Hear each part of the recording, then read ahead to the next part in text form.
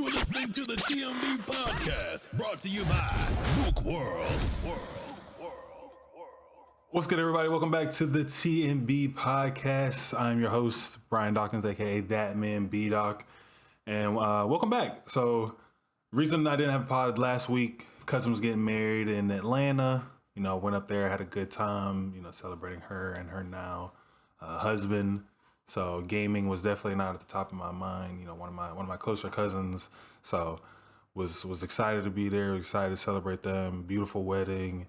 You know, amazing food, amazing drinks. Drinks were flowing. I was feeling good. So I had a good time. But I'm glad to be back pod. You know, but a good amount happened while I was focused on being with the family and celebrating the family. So we're just gonna touch on kind of last few things from past week. I think some of it might have bled into last week too, maybe like at the end of last week around the time I would have did the pod, but we're going to touch on a few things, man. So without wasting any more time, let's go ahead and get right into it, all right? So the first story, all right, we're talking about Xbox sidelining their handheld that they had planned for now. So let me go to the B-roll, pull up the article. So this article is by Jez Corden. So it says Xbox's first-party handheld has been sidelined for now as Microsoft doubles down on Keenan and Windows 11 PC gaming optimization. So he says, I come to you today with some fresh news about Xbox's handheld plans. Previously, I reported that Microsoft was working on a native Xbox handheld alongside an Xbox Series X successor, planned to launch around 2027. It now seems that Microsoft priorities have shifted somewhat. Just to emphasize here, it's not Xbox's Asus device Keenan that is being pushed back. It's Microsoft's own internal Xbox handheld that has been shelved for now. I have a variety of codenames for this unseen device, but it's unclear as of writing which exactly is the correct one. At the moment, it seems there are 3 prototype devices in development for Microsoft's Gen 10 effort, with the handheld being parked for now. And then, as he goes on, I'm not going to just read the whole entire blurb, but as he goes on, he talks about how the focus has been to be for Windows 11 for third-party handheld systems. And I believe, let me switch the camera and go back. I believe a big reason for that was Steam OS dropping on the Lenovo Legion Go S. I'm not saying that's the whole thing, but I believe that's like the main thing people are focusing this around, because I've seen a lot of comparisons in the past week. I don't even know it's been a full week, but I've seen a lot of comparisons about Steam OS now being on, kind of this open third-party OS that people can use on multiple devices, and not just tied to a Steam Deck as like a comparison to like a Rogue Ally and Windows 11. And I think just from I've watched probably like a handful of videos, maybe 5 or 6, the consensus right now is that Steam OS is better naturally just for gaming purposes as a gaming handheld, because as a lot of people have pointed out, and at least in the comments and some of the descriptions that I've seen too, Windows does a lot more than just gaming. So you have this OS that is built on doing multiple things, that kind of has a lot of bloat, a lot of filler, a lot of other things that are taking away from the gaming aspect, whereas the Steam OS is just primarily for gaming. And it's giving people, that console-like feel with the UI and things like that. And it seems pretty popular. So I think that would be something to note as maybe a primary reason that they've shifted their focus to, Windows 11 and supporting third-party handheld devices such as, their Asus device that they're hopefully dropping later this year. I hope there's no delays with that. I think the last time I saw something about it was supposed to be later this year. So hopefully that's still the case. But as far as their handheld goes, it's interesting, because I think when the rumors were first going around that Xbox had their handheld, one where you could hopefully play games natively, developed by them, hopefully something that going along the lines of Game Pass as well. Obviously that's their main point of emphasis for them as a brand and as a company for Xbox right now. I thought they would have kind of stuck to their guns with that, because not in the race for the big 3. Obviously, Nintendo kind of has the hybrid market on lock with the Switch and now later this week, the Switch 2 will be dropping. They've really found success with the hybrid model, and most people, I mean, I haven't heard too many people complain about the Switch. I think they more so complain about the practices of Nintendo, like other corporations. They're trying to make money. They don't always make, very consumer friendly decisions, but never really complaints with the Switch as a device, other than, it was weak, but that was more so later in the gen, because it's been out for the Switch 1. I can't think of it off the top of my head how long its life cycle was, but towards the end, you could really notice kind of the shortcomings in its power, and that's why we needed this upgrade that's coming later this week.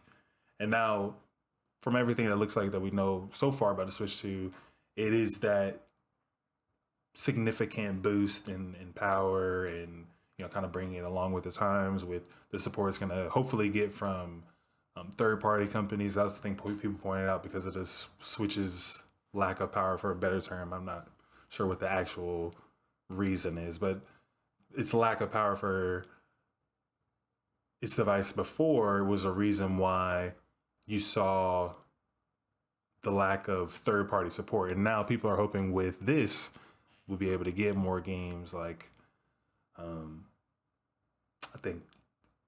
I think it was a big, maybe Tekken 8, or there's some IPs that people have noted that are hopefully going to be able to play on the Switch 2, which is a good sign. Sorry, I'm just floating in my mind right now, trying to think of stuff to say for this, so trying to find the right words. But hopefully the main thing that people want is that the Switch 2 will be powerful enough to run third-party games that have only been associated with Xbox and PlayStation, because those are more known as the higher-end console market, to play games like Elden Ring, the Cyberpunks of the world. Oh, Cyberpunk is one of the games on Switch 2, now I'm saying it out loud. But games like that will finally be able to make their way on the Switch 2 for people who probably primarily only play on the Switch.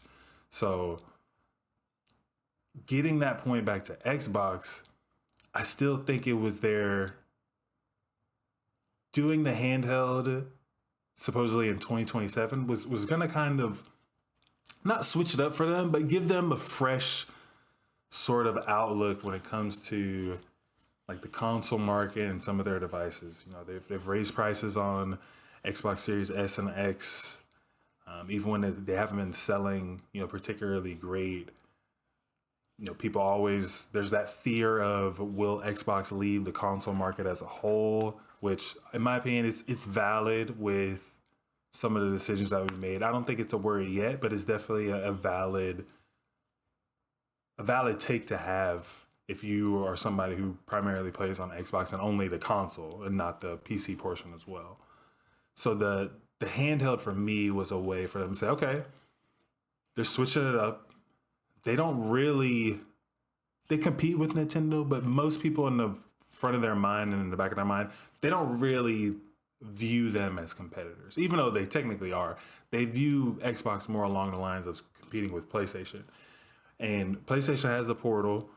You are going to have this hopefully native device, a dedicated device for people to play Game Pass on the go. They already have Play Everywhere. So hopefully it's like you buy a game on your console, you can download it, play games on your PC, play it on this new handheld device. All the progress, all your syncs, your files and things like that would carry over, so you can play your game whenever. Like if you play it on your console, you switch to your PC, and then if you have the handheld for the go, I thought that was just going to add to their ecosystem in a positive way. I thought a lot of people were very hyped and generating good buzz around Xbox coming out with this handheld, especially since it was supposed to be or there are rumors of it potentially being a hybrid sort of situation similar to a Nintendo Switch, which just made people skyrocket even more. It's like, hey, you give me something similar to the Switch with maybe like a little more power, Game Pass available there, and for somebody who primarily, like, if Nintendo games aren't your thing and you're playing games that are more primarily to Xbox, PC, and PlayStation, like this is your kind of device that can kind of differentiate from a Switch. So I hope they don't shelve it too long. I understand kind of upgrading Windows and focusing on Windows 11 because I see people trash Windows 11 all the time. I'm not just like, oh, it's okay and they just need to work this. No, people trash it all the time. So for them to shift their focus on that is probably what they should be doing. But at the same time, you don't want them to get too locked in on this and forget about the handheld as a whole, because I do think it's a solid idea for them. I know, shout out to Blazacuno Mateo. We talked about it in our Discord, when we first heard about it, like that's something, we were excited for as well. So hopefully, like I said, they keep it going. They do what they need to do for Windows 11 in the support for third-party devices like their Asus, the ROG Ally and things like that. But don't lose sight of this native handheld that you have, and not just lose sight of it and never produce it. Lose sight of it and give somebody else to kind of jump the gun on you. Because I'm sure my theory is always when news it gets to us, it has been circled around these corporations probably for a good 6 months to a year before normal people find out about it. So Xbox having this handheld, us finding out about it, I'm sure PlayStation and Nintendo were already hearing something or have connections to know like what their competitors are doing. I don't think they're finding out information when the general public is. I would be shocked to find out that PlayStation and Nintendo are finding out information on people that are competing against the same time that we are. But either way, you don't want to give them or somebody else that's new to the table to kind of jump in and not steal your thunder, but undercut your market a little bit by doing something before you. Sometimes being the best thing on the market is not necessarily the thing that you need. Obviously, you want to have the best product. I'm not saying you could just develop anything, and if you're the first one, that's all that matters. That's not true. I'm just saying a lot of times being the first, or they're not the first, but being kind of ahead of people in a way can give you a little bit of an advantage because you have the mind share and the attention.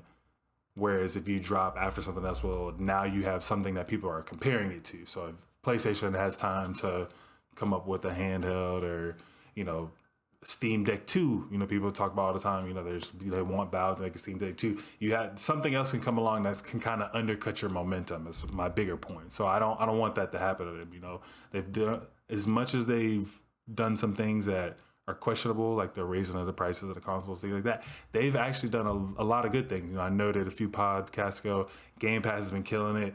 They're still killing it, So you kind of want to keep feeding on that. Like, man, look at all these games that Game Pass is dropping, like Doom, Avowed, Elder Scrolls, Ninja Gaiden's coming later this year.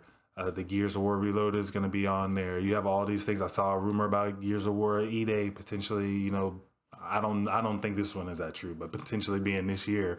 So you have all this momentum with all these games you're dropping. This is just adding fuel to that fire and, creating that snowball effect. So I hope they can keep that going because they are, for the things that they aren't doing well, they're doing a lot that's great. So I want that to keep going. So sorry. I know my mind was a little all over the place. Got to get back into the flow a little bit. Had a week off, a lot of drinks involved. Give me some grace, y'all. Give me some grace. But moving on to our next topic. All right. And this is just general thoughts. So the Switch 2 is releasing on Thursday. Thursday, June 5th. Switch 2, after all of the buildup, the rumors, those people dropping the prototype and now they're getting sued. Not the prototype, but they had the mock-up at that event and now they're getting sued. All the news and controversy and monologues and dissertations and deep dives about the Switch 2. It will finally be in the hands of the public for people to play Mario Kart. Donkey Kong Bonanza is not dropping day one, I don't think, but Mario Kart is, to be there for people to play it, people to see the upgrades, see how the power is it what they said it is. Are these games that have the Switch 2 boost, like Zelda, Tears of the Kingdom and things like that, is it truly what they said it would be? Pokemon is getting some buffs in the Switch 2 version as well. well, not Switch 2 version, but they're getting some updates to make the game run a little better. It needed it. So, all of that, we can finally put to bed the speculation and people will finally have their hands on it. And I'm hyped for it. I'm not going to get the Switch 2 day one, but I am very curious to see how this rollout and drop is going to go. Because I think it definitely is going to be all that people talk about on Thursday. Probably starting like Wednesday, Tuesday, like the end of Tuesday, beginning of Wednesday. It's just probably when the buzz of people like starting to, get the final confirmations of their pre-orders and go to stores and things like that. And people potentially, waiting around to see if there's some loose, editions that they can pick up, for those who weren't able to pre-order. All of that I think is going to happen today early. But when Thursday actually hits, I'm very curious to see, if it lives up to the hype. I think it will at the moment. I think for all that, the buzz and the speculation and people saying it's this, it's that, it's whatever, I think the final product, whatever it is going to live up to people's expectations. I think it's going to be a much better version of the Switch, what people love, that sold, I think I said it not last week, but last episode of the pod. It's like 150 million units of the Switch. So I think it's going to be a better version of something that people already love. They've simplified it. Like I think there's no confusion that it's not an accessory to the Switch or something, or the same Switch and all that. Like, I think people are very clear that this is the next evolution of the Switch. All right. So it's going to be a good time. It's going to be a good time. And I've already seen, I made this as a note to mention too, the Switch 2 units that are floating around in the wild, like people opening up the boxes, trying to cut it on, trying to play, wondering why they can't access it. Say, I don't know why they wouldn't think that Nintendo would do something to make sure people aren't going online with their Switch 2 earlies. We know manufacturers are getting it, so I'm sure other like few mom and pop shops, people I worked at Best Buy for a little bit, so I know when the inventory comes in, I'm sure there's people, if they have their own order, maybe taking it early, things like that. It's not surprising that there are consoles out in the wild that people are opening up and playing. So they shouldn't be surprised that Nintendo has taken action to make sure that people can't actually play anything until June 5th. So let's see how this rollout goes. I'm hyped for it. And if you're somebody that listens to this, let me know if you're going to get it day one too. I'm going to get a Switch 2 at some point, just not day one. The previous Switch I got, I want to say it was a year and a half after it released. Right around, yeah, maybe less than that, maybe like right at a year, but it was at least a year between when it released and when I actually got one. There was other reasons for it. It wasn't just that I didn't want one. Like, I wasn't in the country when it released, and I didn't feel like buying it at where I was at the time and figuring out how to get it home and stuff like that. But for this one, I'm as much as I love Mario Kart, I love a good Mario Kart session. Even adult version of Mario Kart, beer kart for those who know ball. I love a good Mario Kart, beer kart session. Want to keep those going. I still just want to wait and see if there's any, kinks or things that they need to work out in this first 6 months in the like brand new version of the console before I get my hands on it. And to be honest, it's probably not a responsible time for me to go purchase one. I could, but it would be irresponsible of me as an adult. So I need to just cool off that way too. But I'm hopeful. I'm excited for everybody who's getting one. Shout out to y'all who pre-ordered it. Hopefully they don't cancel your order. I know some people's orders were getting canceled at Walmart. Hope that doesn't happen to any of you who are listening to this or hear this. Enjoy your release. Enjoy your Mario Kart. Enjoy your games, man. It's a good time. So I'm curious to see the reception. So if you listen, hit your boy up. Let me know how you're liking it. Let me know your thoughts. I'm excited for all of y'all. Congrats. All right. Moving to our next story. Let me get the screen ready for this one because I pulled this article up as well. Here we go. B-roll. All right. The Order 1886 sequel would have offered bigger fights and multiplayer. All right. This is an article by Jordan Midler at VGC. So it says, well, in the little subtitle to the title, it says the sequel was canceled due to the poor critical reception for the first game. So a sequel to The Order 1886 was in development at PlayStation and would have featured larger battles and multiplayer elements. Released in 2015, The Order 1886 was a steampunk third-person shooter set in an alternative history version of London. The game was developed by Ready at Dawn, which had previously worked on the PSP entries in the God of War franchise. When the game was released, The Order 1886 was praised for its graphical quality, but the overall critical reception for the game was mixed. Speaking with Julian Shees and Rue Wirasuria, sorry if I butchered those, the creative director of The Order 1886 discussed his plans for the game's sequel, which was in the early stages of development before being canceled. He describes writing a 10-page pitch for the game, which would have included far bigger fights as well as multiplayer. Multiplayer was in development for the first game before being shelved for the sequel. All right, so now let me get the screen back on me real quick. Before, the reason I noted this, and it's been a while since I played The Order 1886, but I have rose tinted goggles when I think back to playing that game. All right, I just know I was hurt. It was my injury year, my redshirt year, playing basketball in college. So I wasn't traveling. I wasn't practicing. I wasn't playing. I was hurt. I couldn't do any of this stuff. And the Order was one of the games I had picked up that was like a bright spot in that year that wasn't so hot because I wasn't having the best time being injured, not being able to play basketball. Which, natural. So to see this pains me. It pains me because I would have enjoyed a sequel to this game immensely.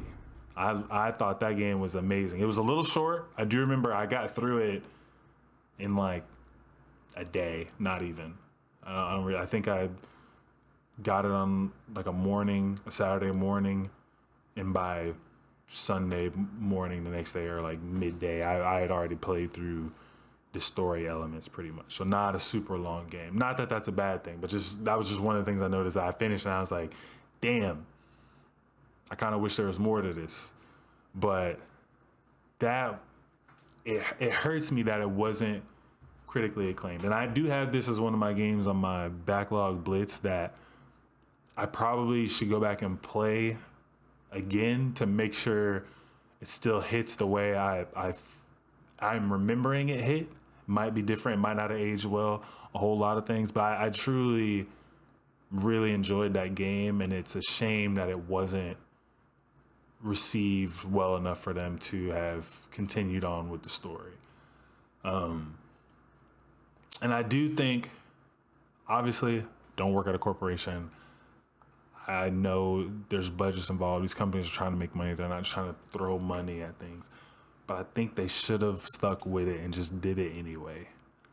All right. To make it bigger, I'm assuming the game would have been a lot longer. Also to note, the two titles for the sequels were going to be The Order 1891 and The Order 1899. So I'm assuming they would have all tied together and had some sort of, interconnecting plot or story. Not just, they weren't just going to be one-offs in the same universe. I think it sounded like the story was going to connect to, a certain extent. But to make it bigger, make it longer, then to add a multiplayer, hopefully with updated and like a little more dynamic things from the first one, I think you take that chance. I think they should have just been like, look, it was mixed reviews. A lot of people enjoyed it. Some people didn't. I think we should still move ahead with the first one. Now, I don't know. I probably should have looked up before I did this how many copies it sold, and that might have been able to reaffirm or confirm why they didn't continue with it. Because if it didn't sell that well, like, I don't know if I could justify if you said, "Hey, bro, like, I know you enjoyed the game, but it only sold like 200,000 copies." I'd have been like, "Well, yeah, I get it." So I probably should have looked that up. But either way, regardless, we're just going to assume it sold decently enough that they could have made another one. And I stick by that, and they should have made another one. So this story really pains me. And I was shocked when I was, sifting through and figure out like what I wanted to talk about, to see that not only was a sequel planned out and thought of, this man had a whole trilogy ready to go. And I'm just like, come on. I'm not saying he should have got the trilogy. If people didn't receive 2 well, I'd be like, okay, you gave me 2 games. I get it. But he definitely should have got one more. So I don't know.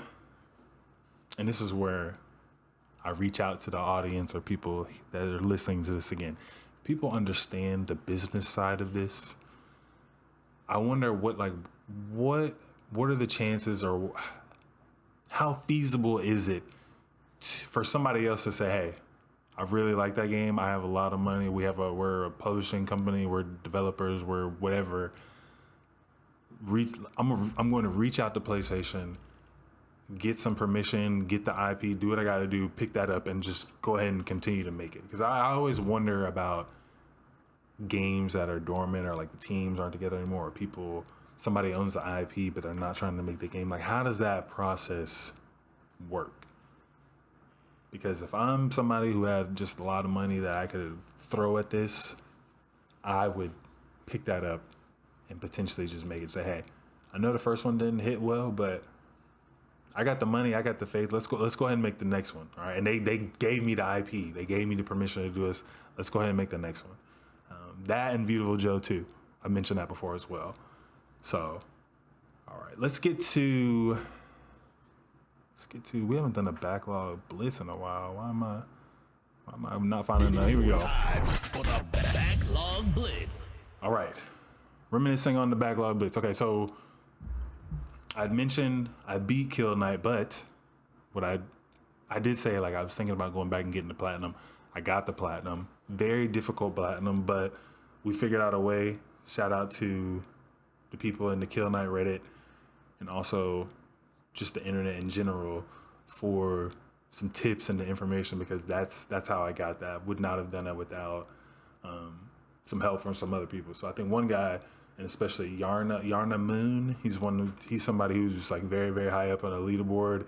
He was commenting on a couple of the videos I have on YouTube, gave me some good tips. Shout out to him or her. I don't know if they're a man or woman, but shout out to them for the information. We got the server mode run done. That was the last trophy I needed for the platinum anyway. For those who aren't familiar with Kill Knight, it's a very difficult game in general. Just if you play on the normal difficulty, it's already kind of a hard game till you figure out the mechanics and get used to how it works. Then the normal difficulty is not that bad.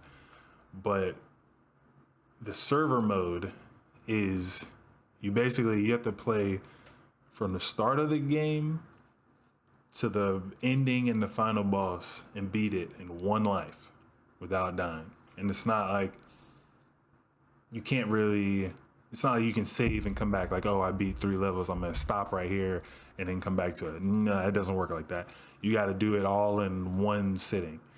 So I was getting all the way to like the 4th or 5th level. I think there's 5, and then you fight the final boss. I was getting to like the 4th or 5th one and dying every time. And it takes, the levels by themselves are pretty quick, like 7 to 10 minutes you can get them done. But when you stack them all together, like, that's 30 to 40 minutes that you're committing to just lose and have to start all the way over. So it was killing me. And there was a bleak moment where I didn't think I was gonna get it at all, but we pushed through it and we got it. So I'm happy with that.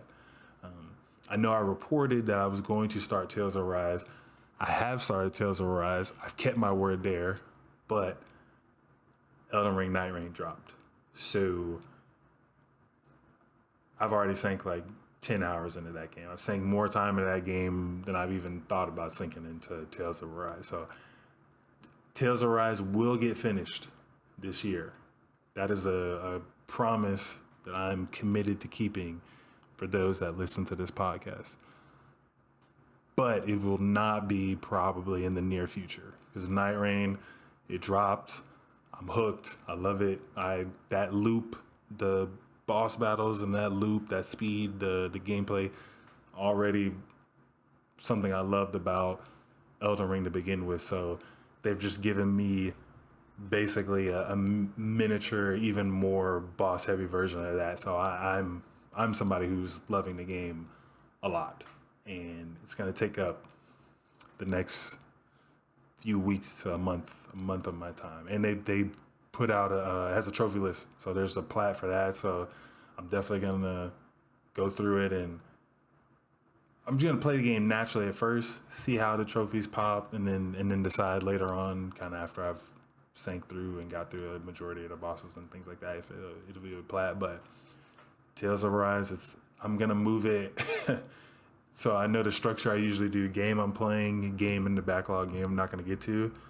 Tales of Arise was supposed to be the game I'm playing right now. Nightreign is gonna bump that back into the game in the backlog that I'm gonna play next, and I'm sticking to that. I'm gonna try and play them alongside each other, but more than likely I'll play Nightreign for a good little bit and then get back to Tales of Arise. But I have started it. I feel good about that.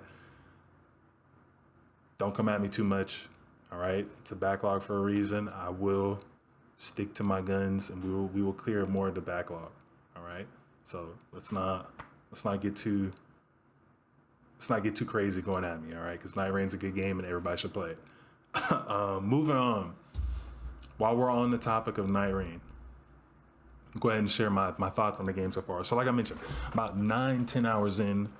The main class I've been playing is Iron Eye, and I love it. So I know it's a mixed bag right now. So it's sitting at I jotted it down, sitting at a 77 on Metacritic, very, very low compared to the other Elden Ring titles, but not a bad game per se. 77, average score, very solid. It's like a solid game, could be better is how I take that 77, right? So for me, the roguelike nature of the game combined with my favorite part of From Software games, Elden Ring, what other From Software games? Sekiro, Bloodborne, Souls, you name them. The thrill for me, and I feel like a majority of people who are From Software fans, but casual From Software fans. I'm not a big Souls guy. I wouldn't dare try to claim that I am, because there's people that are really, they know their shit when it comes to From Software games and the lore and the backstory and why these games are so beautifully crafted the way they are. But for me, the bosses, going through and fighting the bosses that have been in the Elden Ring base game, Shadow of the Erd Tree, and things like that, and having that put on not steroids, but basically like a juiced scale where, hey man, you're going on this run. You're not out here to explore and world build and things like that. Like when you're in the run, your focus is to fly through the map as fast as you can, pick up loot, get good weapons, take out bosses to get runes to level up, and prepare for the in-game boss that you're the Night Lord that you're trying to beat. And that's a recipe for addiction for me. And they've done it so far. Like I said, the game released yesterday, and we have 10 hours in it. So that tells you anything. I'm sure there's people who have more than that, but for me, that's a lot for somebody who doesn't have a ton of time to game like that usually. So I love it. And the roguelike element, I myself, shout out Tim, Nerdy Guy Tim. That's who, like I told y'all before, that's who I've played most of the Elden Ring with, and now we're playing Nightreign together. And then Nick has been hopping on Nightreign with us too. We love roguelite. So Hades, Vampire Survivors, Tim's played Slay the Spire a bunch. What's another roguelike? I can't think of it. I'm blanking. Cult of the Lamb and others. Like, we already love that style of, like, I go in, trying to understand the level, the map. I'm playing through it. All right, I learned here. This is how I can do this different. Mapping out. We already love that kind of rinse and repeat style of a game. So to have this and to combine it, like I said, with the boss battles that you have and the pace and how they've changed the mechanics around. So that's one thing to note. The mechanics for this are similar to Elden Ring. Like, it's still Elden Ring, but very different with how you traverse the map. You can, kind of wall climb and different things like that. Like the super sprint it has a name, but I'm just calling it like the super sprint and things like that. And the slip streams, how you can so for those who don't know, slipstream, I think that's the name of it. Say you're at like the bottom of a mountain. You can use the slipstream to basically jump and traverse, 50, 60, 70 to 100 feet up in the air over the mountain to kind of get what you are. And you're not bound to a direction. So when I first started playing, I thought, you can only take it to go up the obvious mountain. No, you can face a completely different direction and jump and go that same height in the opposite direction, like where you need to go to help traverse the map even more. So I think that's a beautiful, like, subtle thing that they've done. And then you have, I forget what the eagles are called, but basically think of it like a glider. You have like a eagle, a celestial eagle being that can carry you around to help you traverse the map too. Now those have a specific path, but they help you get around too. So just those things and upping the pace in how you're trying to just, do combat and get to fighting bosses and things like that. I think it's great, and I'm hooked. Like, I love the game a lot, and it's been a real pleasure to play so far. And I think it's only going to get better as I get further in, because I haven't touched nearly all of the bosses that there is to play. I'm not nowhere close, but I'm hoping to eventually, be able to get through it and say I beat them all. But I love the game. So I want to say that I get the 77. It's not, if you were thinking it was more of a traditional Elden Ring game right now, I could see why you might be disappointed in this. But for me, I got to say, I do like it. So if you're on the fence about it, just keep those things in mind. It's not like a traditional get the lore, explore, you can find a story to it. There is a story element to it, but it's more so when you come out of your run. Like, you grab things along your run that help you piece together the story with remembrances and things like that when you're already out of your run. When you're in the run, your main objective really is just try and get yourself stronger to knock down the bosses. So I'm enjoying it. But obviously I can't give a complete review. This is just a so far. But I'm hoping to play more, get some more hours in, and really give a more complete review of it all once I've played through more of the game and beaten hopefully all the bosses. I would like to do it after I've completed all the bosses and say, like, I've touched on 90 to 95% of what the game has offered, but I'm enjoying it. So with that, let's get to our next topic. Achievement unlocked. And it blends in with we've been talking a lot of Elden Ring and stuff like that already. It blends in. I'm giving From Software their flowers, all right? So Elden Ring Nightreign, it sold 2 million copies on the first day, all right? It had a concurrent player count of 297,000 on Steam within the first hour of the game launching. Absolutely nuts, all right? And not just I know it has the 77 on Metacritic. Yeah, I get that. But the run that From Software has been on for the last, it's got to be 4 or 5 years now, where they had Elden Ring Game of the Year. They dropped Armored Core. People loved it. All right. I don't think the reception critically was solid. It might not have sold, gigabuster numbers, but for most people that played it and understood what they were getting into with Armored Core, they liked Armored Core. Another banger. So then they have followed that up with Erdtree DLC for Elden Ring base game. Another banger. People were complaining that they were putting a DLC in the running for Game of the Year. That's how good that shit was. All right, and now you have this multiplayer multiplayer based roguelike kind of out of the box game for this IP, and people come to it not even questioning it. 2 million sold on the first day with 297,000 people playing at the same time is absolutely crazy, and just keeps adding on to the run that From Software is on. And they got Duskbloods next year on the Switch 2. That's an exclusive, and I'm sure, obviously I like Souls games, little biased, I can admit that. All right, you gotta note that in there. I'm gonna note that in there. But that game's probably gonna be a banger too. So that's another game you can add to their illustrious run that they're kind of on right now. And I'm sure you can date it back even before then. For the true Souls people, like Sekiro, that was heat too. So we can throw that in there. That just extends the run another 2 to 3 years. So I gotta give them some flowers and some appreciation for what they're doing, because it's not easy to set a standard for yourself like they have and be able to deliver on that time after time.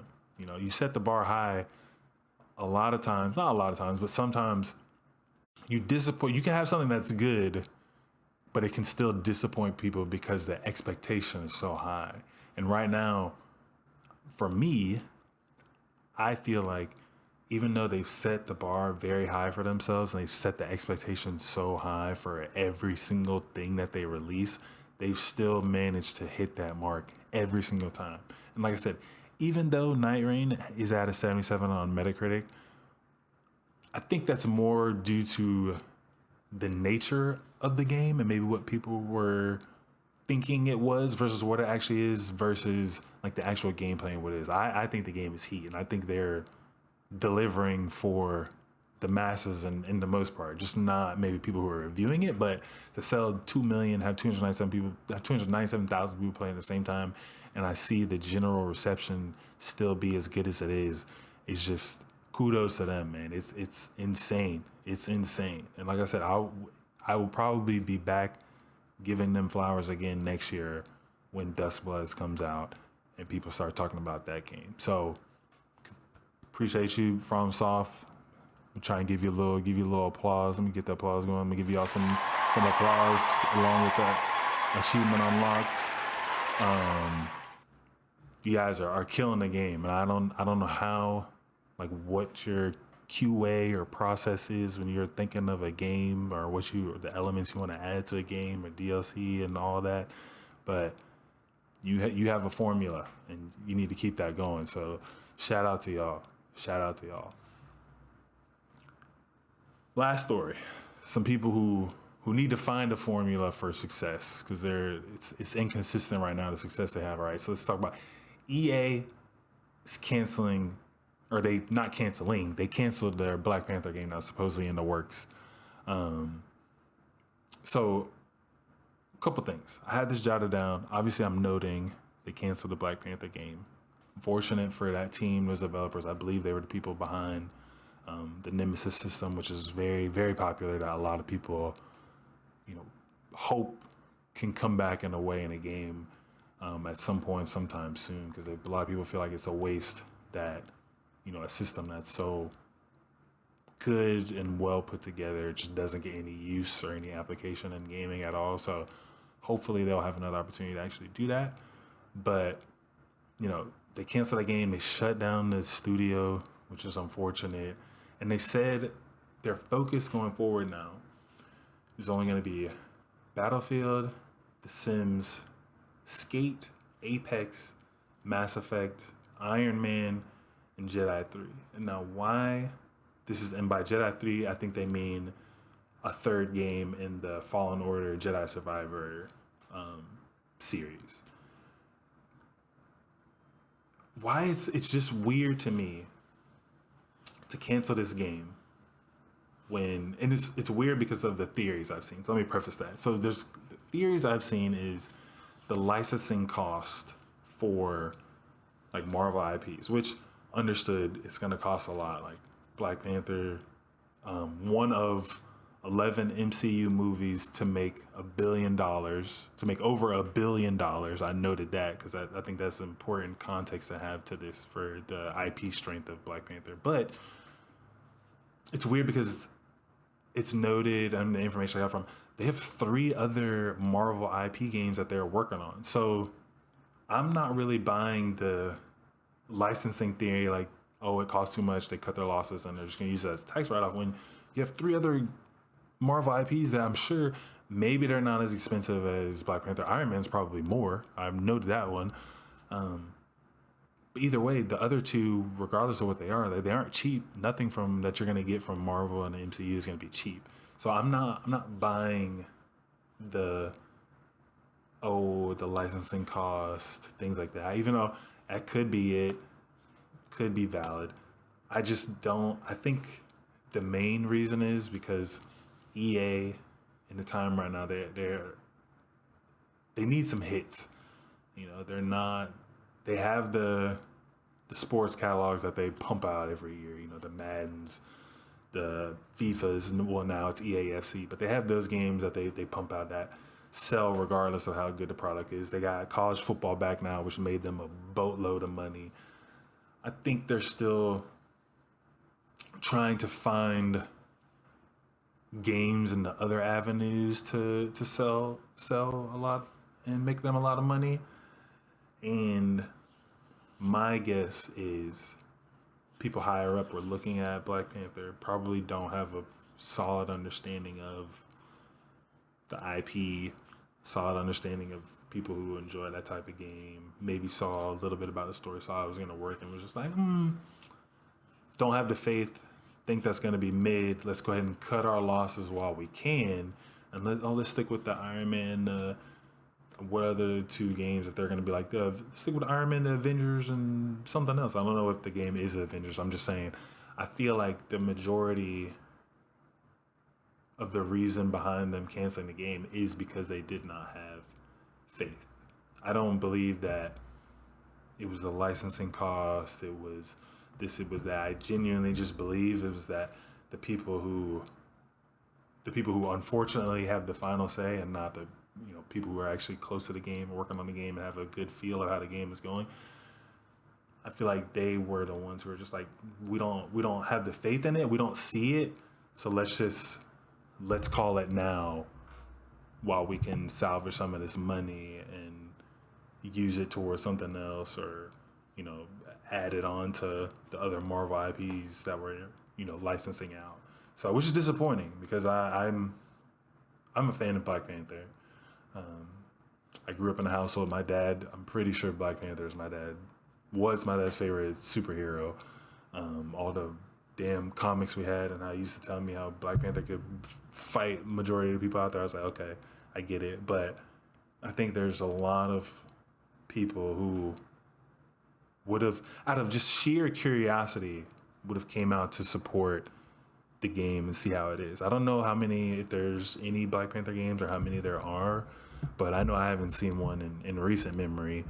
I know we have the one that's like the Rise of Hydra or something like that, the one it's coming out, or maybe I just made that up off the top of my head, but there's the one I've seen, the graphics look amazing. It's like Captain America and Black Panther are like fighting and talking shit to each other. So I've seen that one, and I don't think it comes out this year. I think it's like a next year game. But other than that, I can't think of anything off the top of my head that is, a Black Panther focused game. Like, Black Panther's in games, but I don't think I can think of one where it's like, this game is, he's the main character and the main focus of this game. So I think it could potentially have been a missed opportunity, seeing how, the first Black Panther movie that kind of came out, his first solo film, $1 billion, one of 11. So maybe they'll be kicking themselves about it, but it's disappointing to see. And hopefully, to my earlier point about, people picking things up, I don't know if people can pick up that team. Obviously, I'm sure logistically it's a little different because Black Panther, you have to license that IP from Marvel, so it would take somebody with a large wallet to be able to do that. But I would like to see, hopefully at some point, somebody picking that up and maybe having a little face saying, hey, we know, like, show us what you had, show us what you had, because we know you got canned, the game got canceled, but show us what you had, and maybe we can kind of work an angle and get it back going. I would like to see that, but appreciate everybody hanging around. 50 minutes, it flies by. It really flies by. It never feels like I'm talking that long, but whenever I peek down, I'm sure you can tell if you're watching the video version on YouTube, I peek down to kind of check the clock, make sure I'm not, going over my times I'm trying to hit. And sure enough, 50 minutes creeps up. It feels like no time. I don't even feel like I stop or pause too much in between the stories. So you would think that the time would be a little faster because of it, but appreciate everybody hanging around. If you listen to the pod, this is episode 5, I believe. Like we said, we're trying to stay consistent. I'm reaching out to people to have guests. Hopefully that will come to fruition, but for the time being, we'll mark these times as it's the early stages. We'll look back on this and hopefully be proud of the progress in a year or two of where the pod has been. But appreciate everybody hanging around again. I gotta send it off with the usual, but until next time, always remember, Book World is in full effect. sir, yes sir. Peace.